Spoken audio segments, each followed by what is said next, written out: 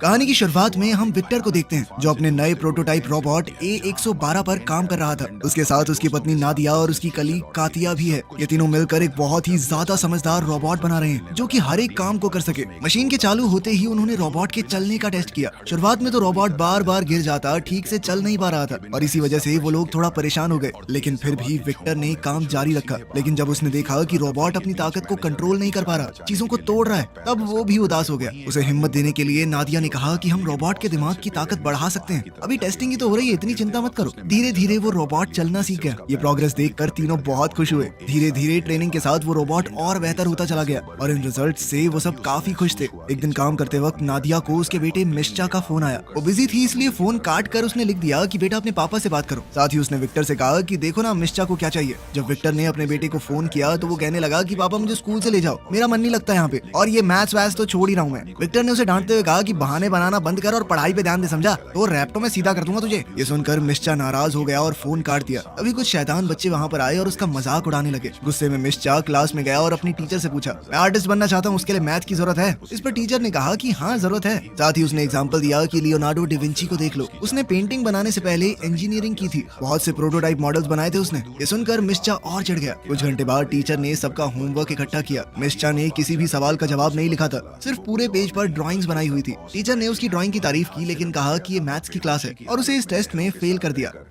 उधर लैब में विक्टर ने रोबोट का वॉइस टेस्ट किया। उसने देखा कि नादिया और कातिया ने रोबोट के अंदर बच्चों जैसी आवाज वाले मॉडल डाल दिए थे। इस बात से विक्टर को बहुत गुस्सा आया। सबसे बड़ी बात ये थी कि अब उसके पास टाइम भी नहीं था चेंज करने का, क्योंकि उन्हें मीटिंग के लिए देर हो रही थी। मीटिंग में उन्होंने कमेटी को रोबोट के ट्रेनिंग वीडियोस दिखाए। जनरल ने देखा कि रोबोट A112 अपने टारगेट को सही समय पर बचा नहीं पा रहा और थोड़ा धीरे रिएक्ट कर रहा है। उसने कहा कि रोबोट में अभी भी बहुत सुधार की जरूरत है। विक्टर ने समझाने की कोशिश की कि रोबोट ने सारे मिशन पूरे तो किए हैं ना, लेकिन जनरल ने कहा कि वहाँ तुम लड़ते हो या हम, थोड़ा सा डिले भी बहुत सारे लोगों की जान ले सकता है। साथ ही उसने कहा कि रोबोट की आवाज बहुत बेकार है, इसे बढ़िया बनाओ। इस बात से विक्टर को नादिया और कातिया पे बहुत गुस्सा आ रहा था। साथ ही जनरल ने उन्हें कहा कि इसकी ताकत और स्पीड को और ज्यादा बढ़ाओ। उधर मिश्चा घर जा रहा था तब उसकी मुलाकात अपने दोस्त ग्रांट से हुई जो रोड साफ करता है। मिश्चा ने बताया कि टीचर ने उसे प्रिंसिपल के ऑफिस में भेज दिया। ग्रांट ने उसे तसल्ली दी और कहा कि चिंता मत करो, मैं स्कूल जा सकता हूँ तुम्हारे पेरेंट्स की जगह अगर तुम कहो तो। लेकिन मिश्चा ने मना कर दिया और वहाँ से चल दिया। इसके बाद लैब में विक्टर ने A112 से बात की। उसने पूछा कि तुम्हारे टेस्ट रिजल्ट इतने खराब क्यों आए? रोबोट ने कहा कि शायद आज उसका दिन ज्यादा अच्छा नहीं था। इस जवाब से तो विक्टर और गुस्सा हो गया। तब रोबोट ने बात बदलते हुए कहा कि मैं तुम्हारे परिवार की फोटो देख सकता हूँ। दरअसल वो रोबोट परिवार के बारे में और जानना चाहता था। विक्टर ने कहा कि ये सब बेकार बातें हैं, सब पर ध्यान मत दो तुम। लेकिन रोबोट ने पूछा कि क्या आप सब लोग मेरा परिवार हो? जिस पर विक्टर ने मना कर दिया। तुम सिर्फ एक मशीन हो, कोई इंसान नहीं। मशीनों का परिवार नहीं होता और इस वक्त तो तुम मेरा दिमाग खराब कर रहे हो। ये कहकर तीनों साइंटिस्ट लैब से चले गए और A112 अकेला रह गया। घर जाकर विक्टर और नादिया ने मिश्चा को डांटा, वही मैथ के होमवर्क में ड्राइंग बनाने के लिए। साथ ही विक्टर कहने लगा कि तुम्हारी तो ड्राइंग भी अच्छी नहीं है, अपने माँ बाप की तरह पढ़ाई करके साइंटिस्ट बनो, समझे? मिश्चा ने गुस्से में आकर कहा कि आप दोनों जैसा तो कभी नहीं बनूंगा मैं। उसके बेटे ने जिस तरह से ये बात कही थी,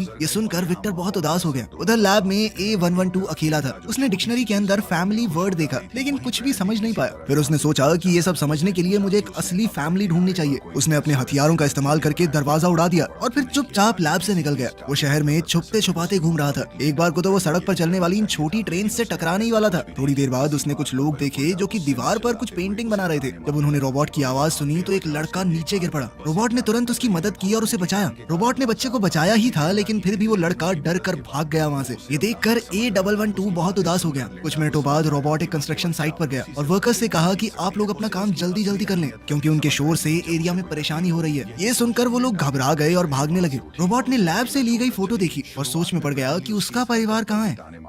अगले दिन विक्टर और उसकी टीम लैब में मिले और उन्हें पता चला कि रोबोट भाग गया है। दूसरी तरफ क्लास में टीचर ने स्टूडेंट्स को बताया कि एक रोबोटिक्स का कंपटीशन होने वाला है और सबको उसमें रजिस्टर करना पड़ेगा, ठीक है? ये सुनकर मीशा उठ गया। टीचर ने पूछा कि तुम क्यों नहीं पार्ट लेना चाहते इसमें, जबकि तुम तो खुद को आर्टिस्ट मानते हो। ये सुनकर मीशा को थोड़ी बेइज्जती सी महसूस हुई और वो गुस्से में क्लास से निकल गया। उसी समय रोबोट A112 मीशा के घर के बाहर पहुंचा। उसने अपनी रोबोटिक उंगली से चाबी बनाई और दरवाजा खोल दिया। घर के अंदर आकर वो शीशे के सामने गया और उदास हो गया क्योंकि उसे महसूस हुआ कि वो अभी भी अकेला है। तभी उसने दरवाजा खुलने की आवाज सुनी और अचानक से छुप गया। मीशा घर आया, अपने बैग को फर्श पर फेंका और बाथरूम में चला गया। हाथ धोने के बाद उसने रोबोट को देखा जो कि उसे तौलिया दे रहा था। दरअसल वो भी छुपने के लिए बाथरूम में ही आया था। मीशा अचानक डर गया और चौंकने की वजह से सिंक से टकरा गया। रोबोट ने उसकी मदद करने की कोशिश की और कहा कि मैं तुम्हारा ट्रीटमेंट करूंगा। मीशा भागते हुए अपने कमरे में गया और बेड पे चढ़ गया। रोबोट ने कहा कि मैं तुम्हें चोट नहीं पहुंचाऊंगा, मैं तो बस मदद करने आया हूँ। जब उसने देखा कि लड़का ठीक है तो वो शांत शांत हो गया और उसने कहा कि मेरा नाम है A112, एक मल्टी फंक्शनल रेस्क्यू रोबोट। उसने मीशा को सब कुछ बताया कि कैसे वो घर के अंदर घुसा, अपनी उंगली से चाबी बना के, फिर अपने अलग अलग वॉइस मॉडल दिखाए। उसकी अलग अलग आवाजें सुनकर मीशा थोड़ा हंस पड़ा। थोड़ी देर बाद रोबोट कहने लगा कि मैं एक परिवार ढूंढ रहा हूँ, मैं समझना चाहता हूँ कि एक फैमिली क्या होती है। उसने लैब से ली हुई वो फोटो भी दिखाई। मीशा उदास हो गया और कहने लगा कि ये कोई असली परिवार नहीं है, मेरे माँ बाप विक्टर और कातिया सिर्फ अपने बारे में सोचते हैं। रोबोट ने कहा कि मुझे भी आजकल वैसा ही लग रहा है, क्योंकि मैं इतना नाकारा हूँ, अपने बनाने वाले को भी खुश नहीं कर पा रहा। ये सुनकर मीशा ने रोबोट को हौसला दिया कि ऐसा कुछ नहीं है, मुझे तो खुश कर दिया ना तुमने, चलो आज से हम दोस्त हैं और तुम्हें मैं रॉबी कहकर बुलाऊंगा। अपना अलग सा नाम सुनकर रोबोट बहुत खुश हो गया। उधर लैब में जनरल ओलेग ने साइंटिस्टों से मीटिंग की और गुस्सा होकर कहा कि A112 भाग गया है, वो जल्द ही सबके लिए खतरा बन सकता है, उसके अंदर बहुत खतरनाक हथियार है। जब विक्टर ने देखा कि उसके परिवार की फोटो गायब है तो उसने सोचा कि घर जाके चेक करूंगा एक बार। इस वक्त घर में मीशा और रॉबी टीवी देख रहे थे। जैसे ही विक्टर आया रोबोट छुप गया। विक्टर ने पूरा घर चेक किया लेकिन उसे कुछ नहीं मिला। जैसे ही वो गया मीशा ने रॉबी को अपना कंप्यूटर दिया ताकि वो और चीजें सीख सके।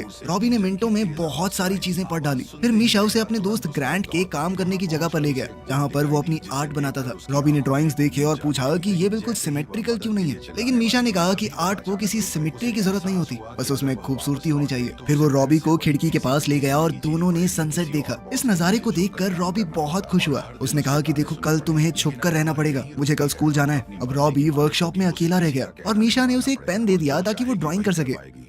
दूसरी तरफ जनरल ओलेग के लोग उसे बता रहे थे कि हम एक बहुत बड़े हिस्से में ढूंढ चुके हैं शहर के, हमें वो रोबोट कहीं नहीं मिला। उसने अपने फौजियों को ऑर्डर दिया कि लैब के आसपास सिक्योरिटी बढ़ा दो और शहर के लोगों को जल्द से जल्द अलर्ट भेजा जाए कि अगर कोई रोबोट दिखे तो रिपोर्ट करना। कुछ घंटे बाद अपने घर पर विक्टर, नादिया और मीशा डिनर कर रहे थे। नादिया ने देखा कि विक्टर काफी उदास है और पूछा कि क्या हुआ। विक्टर ने जवाब दिया कि आज बॉस ने बोला कि लैब शायद बंद होने वाली है, जिस पर मीशा ने पूछा क्यों। तो विक्टर ने बताया कि हमारा एक रोबोट है A112, वो गायब हो गया है, अगर जल्द से जल्द उसे पकड़कर खत्म नहीं किया गया तो सबकी नौकरी चली जाएगी। ये सुनकर मीशा एकदम चुप हो गया। अगले दिन स्कूल में क्लास का एक लड़का एंटोन अपने रिमोट कंट्रोल रोबोट को चलाकर टीचर को परेशान कर रहा था। जब टीचर गुस्सा हुई तो उसने रिमोट मीशा की तरफ फेंक दिया और अब टीचर को लग रहा था कि मीशा ने ऐसा किया है, जिसके बाद उसे बिना किसी सवाल जवाब के क्लास से बाहर निकाल दिया गया। थोड़ी देर बाद स्पोर्ट्स क्लास में मीशा एंटोन के पास गया। एंटोन फिर से उसकी बेइज्जती करने लगा, लेकिन अब मीशा की बस हो चुकी थी। उसने एंटोन को पकड़कर नीचे गिरा लिया। मेरा नाम क्यों लगाया बे तूने, हाँ बता। तभी जिम टीचर दौड़ कर आया और दोनों को अलग किया। मीशा गुस्से में क्लास से निकल गया और सीधा वर्कशॉप पहुंचा। वहाँ उसने देखा कि रॉबी और ग्रांट तो पत्ते खेल रहे हैं और दोनों अब अच्छे दोस्त बन चुके थे। मीशा के चेहरे पर परेशानी देखकर रोबोट ने पूछा क्या हुआ।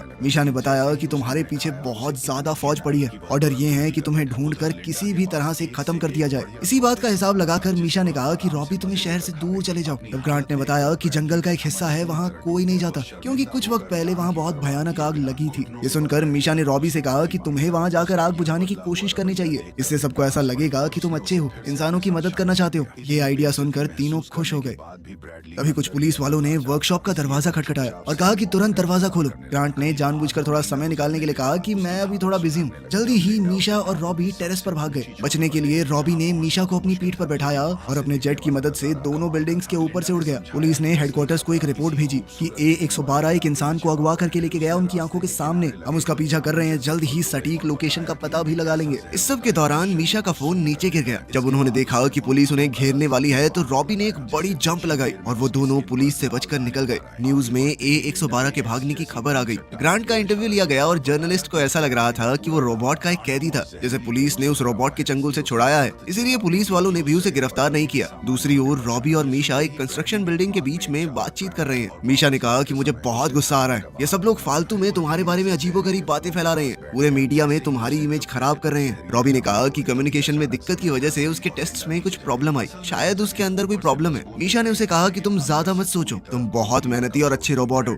ये बातें सुनकर रॉबी बहुत खुश हो गया। उसने मीशा को थर्मल ब्लैंकेट दिया और दोनों ने मिलकर एक मूवी देखी। कुछ मिनटों बाद मीशा को याद आया कि आज पहली रात है जब उसे अपनी माँ से गुड नाइट सुनने को नहीं मिलेगा। रॉबी ने कहा कि अगर तुम चाहो तो मैं तुम्हें घर पर ले जा सकता हूँ। मीशा ने इसके लिए मना कर दिया और कहा कि अगर ऐसा हुआ तो लोग तुम्हें खत्म कर देंगे, तुम्हें पकड़ते ही वो लोग अलग अलग हिस्सों में तोड़ देंगे। रॉबी को ये सुनकर बहुत अच्छा लगा कि मीशा को उसकी चिंता है। अगली सुबह वो दोनों वर्कर्स की आवाज से उठे जो कंस्ट्रक्शन साइट में काम कर रहे थे। मीशा ने कहा कि हमें कुछ ऐसा करना होगा कि कोई हमें पहचान ना पाए। उन्हें अपना हुलिया थोड़ा बदलना पड़ेगा। साथ ही पास के जंगल में लगी हुई आग को वो बुझा सकते हैं ताकि पुलिस और जनता को यकीन हो जाए कि रॉबी एक अच्छा रोबोट है। इस तरह से उसकी इमेज थोड़ी बदल जाएगी, फिर शायद उसे मारा ना जाए।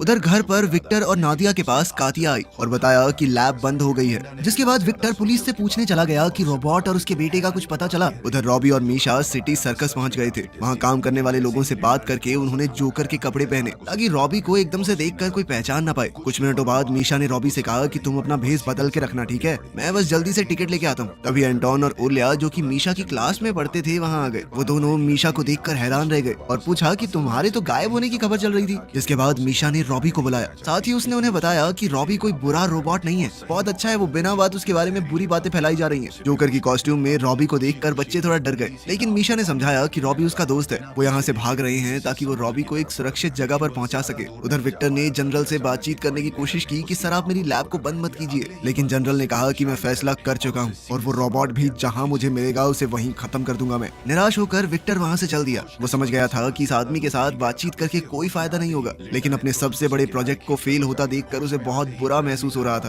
तब मीशा ने अपने साथियों से कहा कि तुम लोग रॉबी के साथ रहना, तब तक मैं बस की टिकट खरीद के आता हूँ। हमें पास वाले जंगल में जाकर आग बुझानी है ताकि रॉबी का नाम साफ हो सके। साथ ही उसने उन दोनों से ये भी वादा लिया कि वो किसी को नहीं बताएंगे। उन दोनों ने मीशा से वादा किया, लेकिन जैसे ही मीशा वहाँ से गया, एंटोन ने रॉबी से पूछा कि क्या तुम सच में वो जबरदस्त करतब कर सकते हो या वो सब भी झूठ था न्यूज में। ये सुनकर रॉबी एक्साइटेड हो गया और जोकर की कॉस्ट्यूम उतार कर मीशा के सामने अपने करतब दिखाने लगा। मीशा ने अपना फोन निकाला और रिकॉर्ड करने लगा। ये देखकर ओलिया गुस्सा हो गई। एंटोन ने कहा कि मुझे इस बात से कोई फर्क नहीं पड़ता कि ये रोबोट जिंदा रहे या मरे, मैं इसकी वीडियो इंस्टा पे डालूंगा, बहुत फॉलोअर आएंगे मेरे। उसकी ये धोखाधड़ी देखकर ओलिया को बहुत बुरा लगा। इसके बाद एंटोन वहाँ से चला गया और रॉबी ओलिया से बातचीत करने लगा। उधर मीशा को दो गार्ड्स ने पकड़ लिया। उसके हुलिये से उन्होंने हिसाब लगाया था कि ये वही लड़का है जो गायब हुआ था।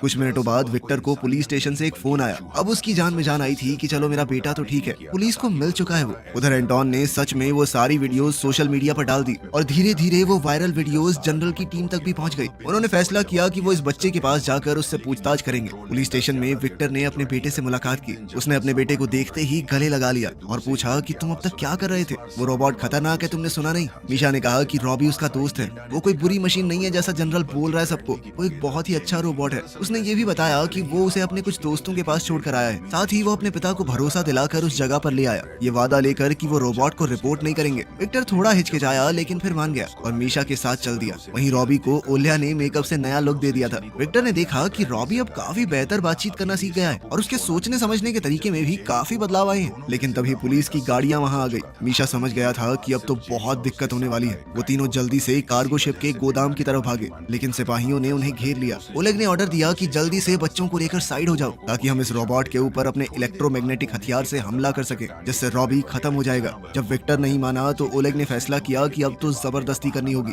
सिपाही धीरे धीरे आगे बढ़ने लगे। अभी क्रेन से एक कंटेनर की तार टूट गई। वो कंटेनर जनरल के बहुत पास गिरने वाला था। जनरल उसे मारना चाहता था, लेकिन फिर भी रॉबी ने बिना सोचे कंटेनर पकड़ लिया ताकि किसी और को चोट ना लगे। कुछ देर बाद कंटेनर के वजन से रॉबी का शरीर टूटना शुरू हो गया। उसका हार्डवेयर इतने वजन को नहीं उठा सकता था। उसने सभी लोगों को वहाँ से थोड़ा दूर जाने को कहा। मीशा बहुत दुखी होकर अपने दोस्त के लिए चिल्लाया। कुछ देर बाद कंटेनर रॉबी के ऊपर गिर ही गया और वो पूरी तरह से चकनाचूर हो गया। ये सब देखकर ओलेग हैरान रह गया कि मैं इस रोबोट को मारना चाहता था, लेकिन फिर भी इसने मुझे बचाया। थोड़ी देर बाद उस कंटेनर को हटाया गया रॉबी के ऊपर से। मीशा उदास होकर रॉबी को अलविदा कहने लगा। विक्टर ने अपने बेटे को शांत करने की कोशिश की, पर तभी मीशा ने सुना कि रॉबी रीएक्टिवेट हो रहा था। सब खुश हो गए कि रॉबी कुछ हद तक अभी भी ठीक है। उन सब ने रॉबी की मदद की और वहाँ से चले गए। कुछ वक्त बाद मीशा ने अपने इस एडवेंचर की ड्राइंग्स रॉबी और ओलिया को दिखाई। सबको ही वो बहुत पसंद आई। आखिरकार सब लोग डिनर के लिए इकट्ठा हो गए और रॉबी ने नादिया का फोन मांगा ताकि वो भी अपने इस परिवार के साथ फोटो ले सके। वीडियो पसंद आई तो लाइक कर देना, चैनल को सब्सक्राइब कर लेना। मिलते हैं अगली वीडियो में।